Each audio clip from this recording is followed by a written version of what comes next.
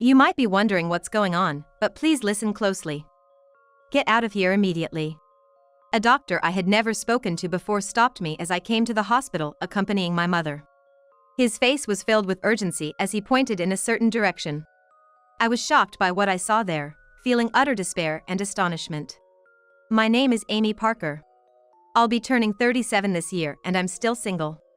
Right now, I'm living at my folks' place and working from home without ever leaving the house. When people hear this, they often say, "You're still living with your folks at your age," but I have my reasons. My mother, Susan, suffers from an illness that's affected her legs, making her life quite challenging. She's been in a wheelchair for over a decade. Because of her condition, I left my regular job and took on freelance work as an illustrator, which I can do from home. I take care of my mother while living at our family home and work from there to cover both our living expenses. I don't even have colleagues, let alone a lover.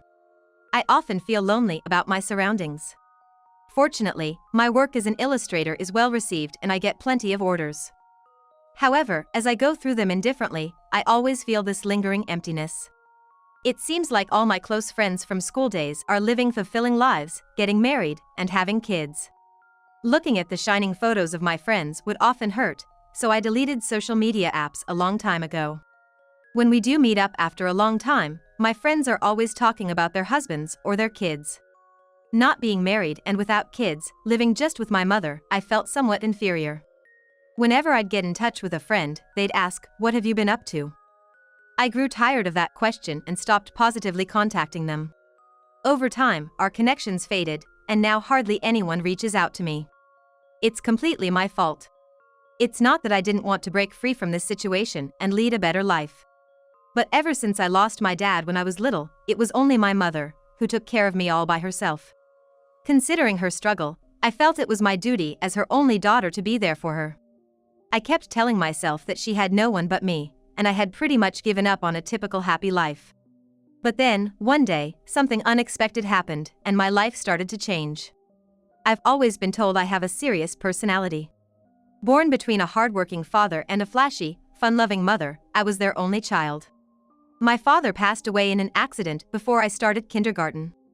My mother had been a stay-at-home mom until then, but took on the role of breadwinner afterward. That said, my father's life insurance paid out a significant amount, so she never really had to work outside. When I started elementary school, she remarried. She often mentioned how tough it was to raise me alone, and by that time, I think she had exhausted the life insurance money. My mother's new husband was a kind man, even though we weren't related by blood.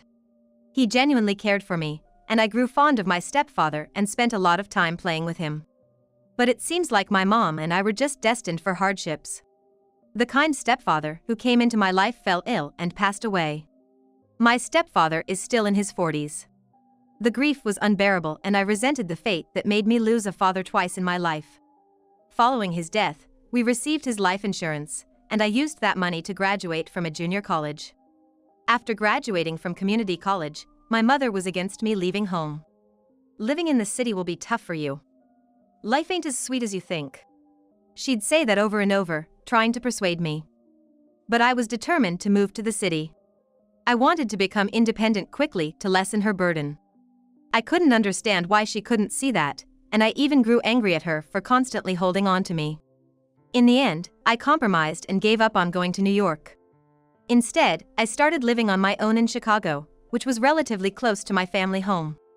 I secured a job at a major sports goods company and started my own life without my mother's help. Living on my own for the first time had its challenges, but there were even more enjoyable moments.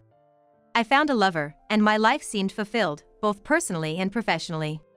My lover at the time had a job that required frequent transfers, and my mother didn't like that, always saying, "You'd be better off breaking up sooner rather than later. Do you really want a life where you're constantly tossed around after marriage?" she'd say, almost like a threat. Even though I understood her concerns, I felt that I should decide my life path on my own. Despite her repeated warnings, I was discussing marriage with my lover, and it was when she suddenly called me out of the blue. "Actually, I've been diagnosed with a serious illness. It seems like I'm done for. The doctor said there's no cure." "You've got to be kidding me!" I exclaimed in shock and quickly decided to rush to see my mother.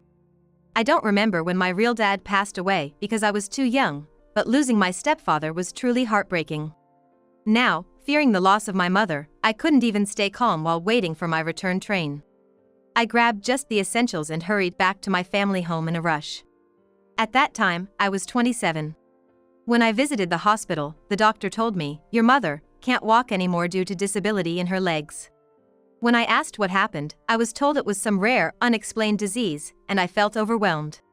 I'm gonna need to live in a wheelchair from now on. I don't have a husband. I'm sure I won't be able to make it without you, Amy. I didn't know what to say when she told me that. I have a job and I've promised to marry my lover, and now I'm suddenly being asked to come home. I immediately contacted my lover and decided to put our marriage plans on hold for a bit. Thankfully, my lover, understanding the situation with my mother, stay with your mom and support her. I talked to my workplace about her situation and took a leave of absence to return home and start taking care of her, who now lives in a wheelchair. In the beginning, she was quite humble.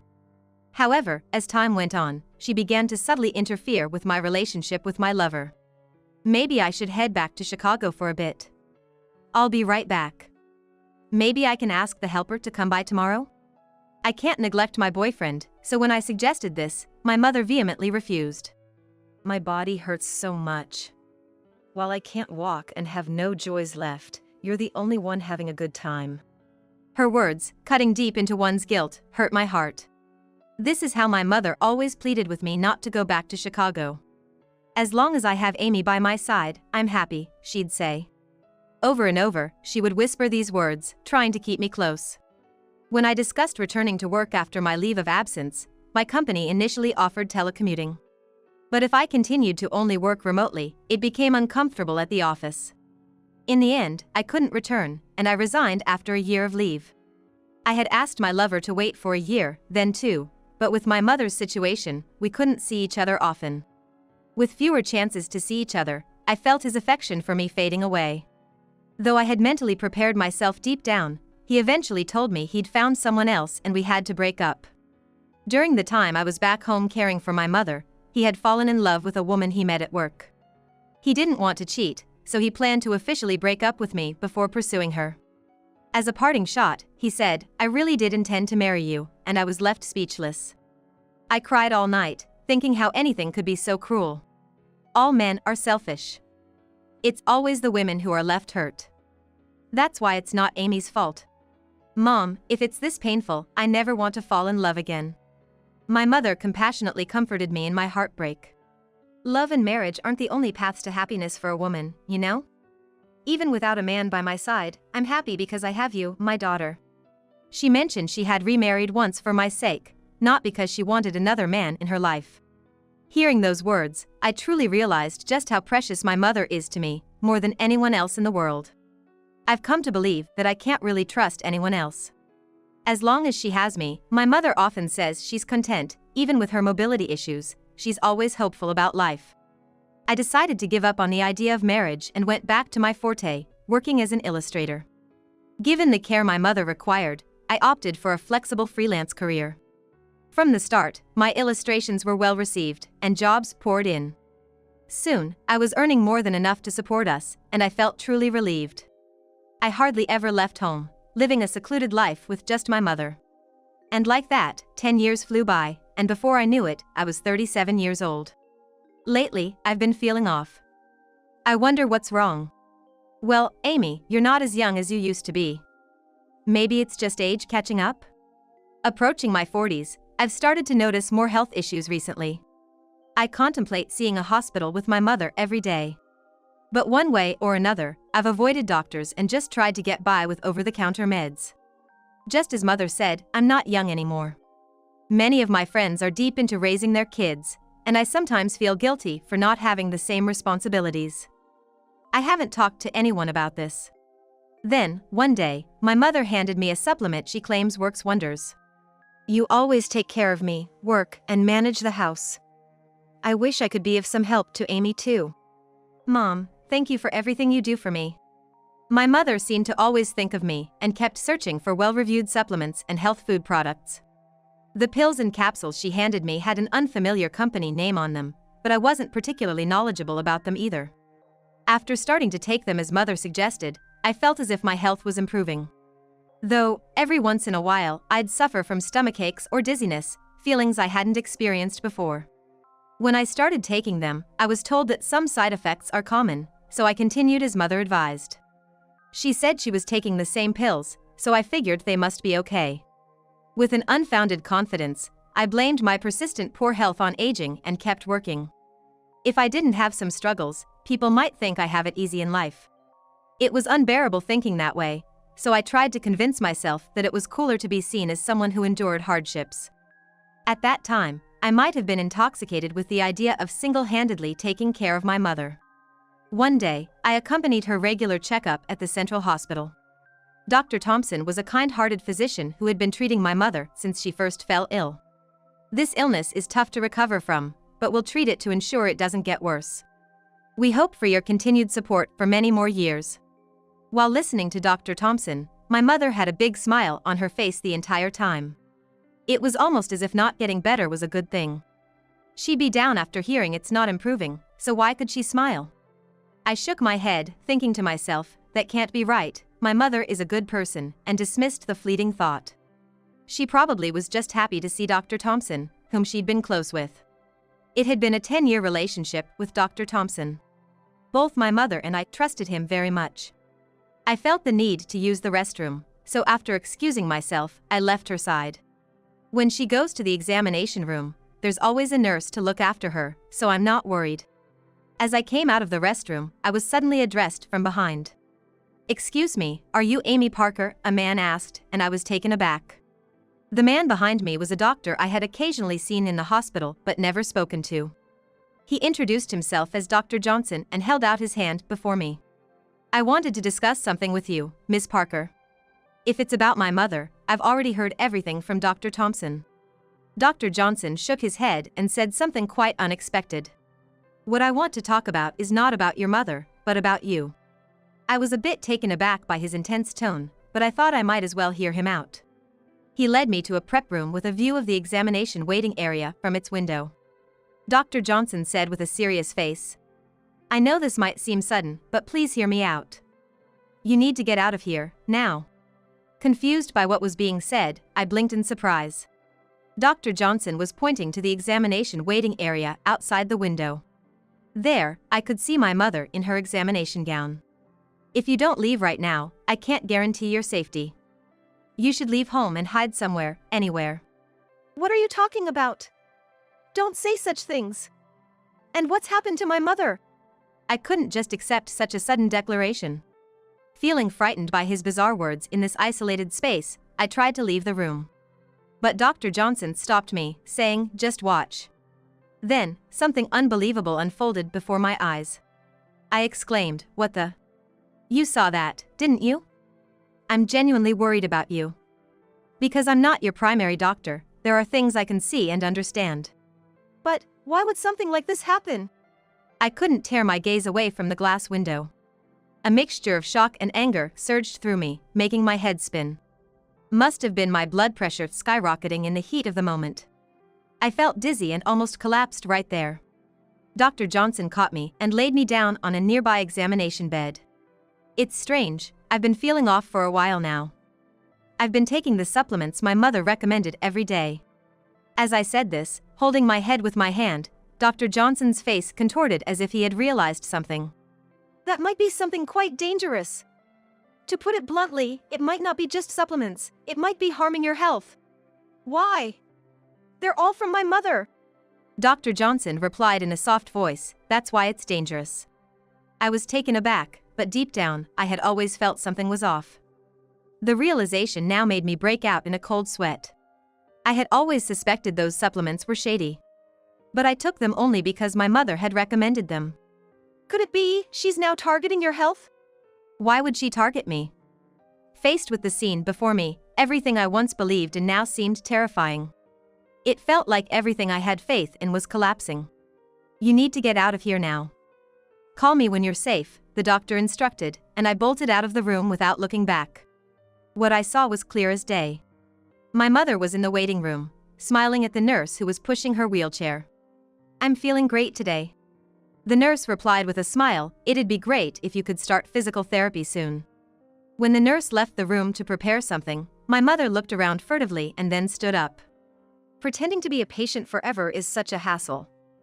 Wheelchairs are just inconvenient. As she muttered to herself, she walked away from the wheelchair and stretched big time. That wasn't the movement of someone diagnosed with a leg problem. After Dr. Johnson's warning, I headed straight home. What was Mother thinking, deceiving me for 10 years? I wanted to believe it was some kind of mistake, but even after that, she was still wandering around the examination preparation room. If everything up to now was just an act, I can't possibly forgive her. Driven by anger, I packed my stuff and stormed out of the house. I boarded a train heading back to the town I used to live in.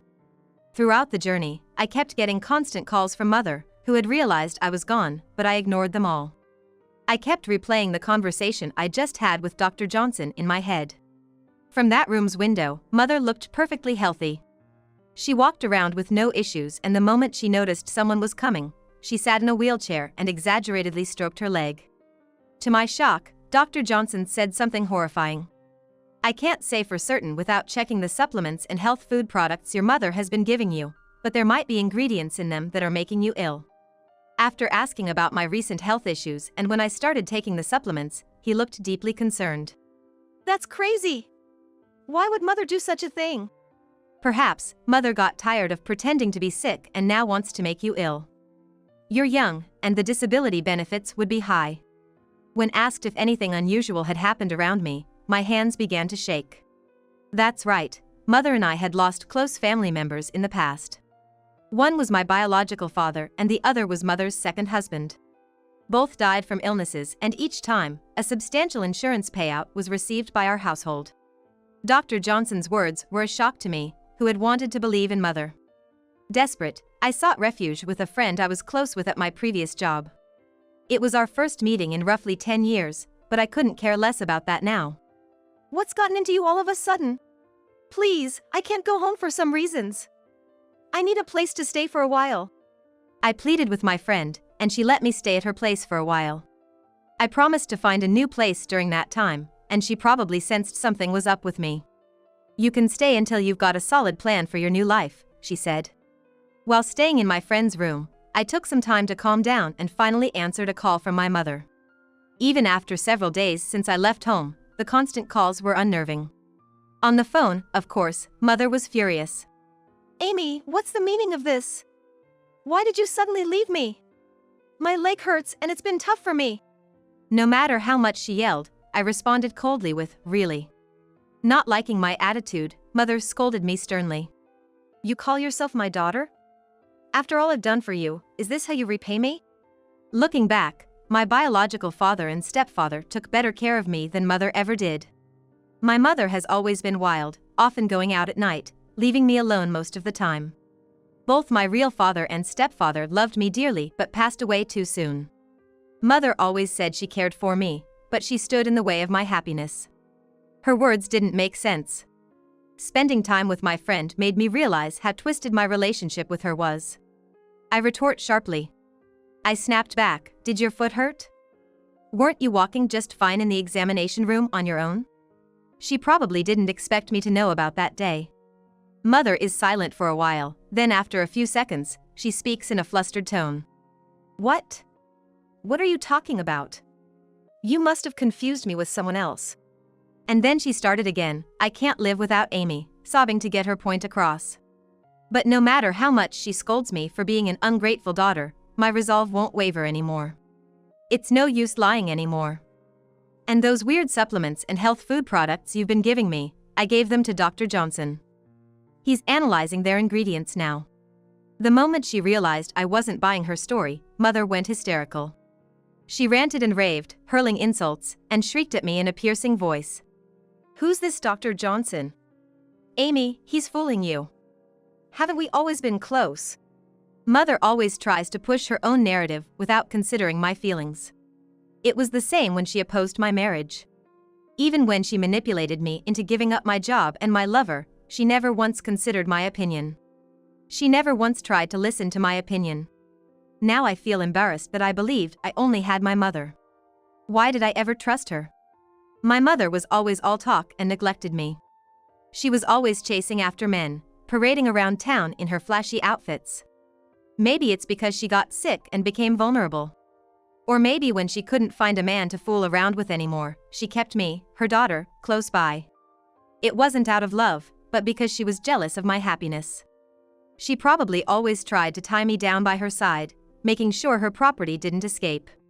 You can't survive without me, can you? Dumped by men, unable to hold down a decent job, and at your age, you surely can't find happiness. Shut up. It's all your fault things turned out this way. Don't pretend to be a caring mother and talk about my happiness. Faking illness to scam disability and welfare benefits? It's shocking, almost criminal. I raised my voice and hung up the phone. There are a few more things to settle before I completely cut ties with Mother. A few days later, I received a call from the hospital on my smartphone. It was from Dr. Johnson. About that issue, we've finally figured it out. Please come to the hospital immediately. I jumped on the train and headed to the hospital where Dr. Johnson was waiting. In the examination room, Dr. Johnson began gravely. Amy, as we suspected, those supplements were harmful to your health. You were close to being bedridden or confined to a wheelchair. I want to go public with what my mother did to me and sue her. Is there any way I can? Dr. Johnson slowly nodded in response to my determined words. I'll testify too. There might be other doctors or nurses in the hospital willing to testify as well. Before I could feel relieved, the door behind me was suddenly flung open. Stop filling my daughter's head with nonsense. The anguished voice was that of my mother, who was in a wheelchair. Pushing her was Dr. Thompson. Yes, why didn't Dr. Thompson notice that Mother's legs were healed? As her primary doctor, he surely should have seen through her act. Mother continued to scream hysterically at Dr. Johnson. I ignored it and turned to Dr. Thompson. Doctor, what's the current state of my mother's legs? As always, Dr. Thompson replied with a calm smile. Well, nothing's changed. Your mother has been battling her illness for 10 years. Why are you, her daughter, blaming such a hardworking woman like her? The moment he heard that, Dr. Johnson looked terrified. Turns out, Dr. Johnson had always held Dr. Thompson in high regard. He had been working hard, following in the footsteps of him as a doctor. But one day, I noticed that Dr. Thompson's words and actions were becoming increasingly erratic. It seemed only Dr. Johnson had noticed this change, and it appeared he hadn't talked about it with anyone else. Dr. Thompson should know that Parker can walk. Dr. Thompson exaggeratedly spread his arms, acting like a movie actor. His gesture felt mocking, and it irked me. No, everyone's got it wrong. Only I am right. Parker's illness is severe, and his legs aren't healed. I'm gonna cure this mysterious illness. He then looked down at my mother with a stern face and spat out. After all the warnings not to walk, you went and did whatever you pleased. My mother pouted like a little girl, speaking in a playful tone. Well, I got tired of pretending to be sick. I wanted to switch with Amy quickly. At this, the pleasant expression on Dr. Thompson's face crumbled, and he began hurling harsh words at her.